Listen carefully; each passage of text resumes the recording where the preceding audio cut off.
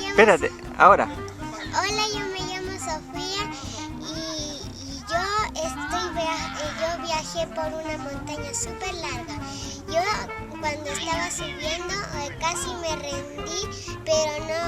Y además que llegué y ahora estoy en la Laguna Toro. Como ven, la laguna, los árboles. Les voy a mostrar los palos con que les escalé.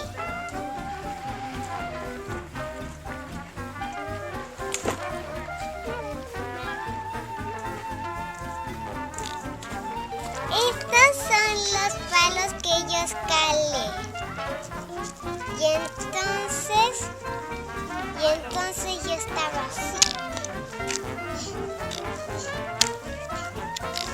Estaba a punto de rendirme, pero lo logré. Bueno, pueden dar un paseo, pero primero comerciales. Chao. Después le damos esa parte. Adiós. ¿Dónde?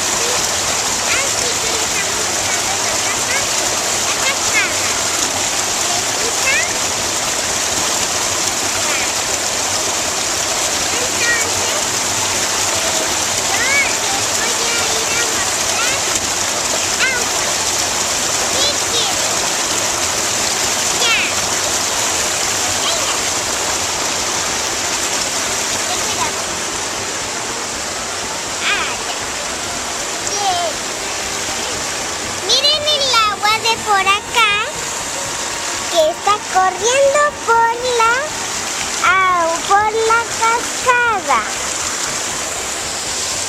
la cascada. Entonces, como vean, yo les voy a decir que adiós. Después les vamos a mostrar otras partes. ¡Adiós!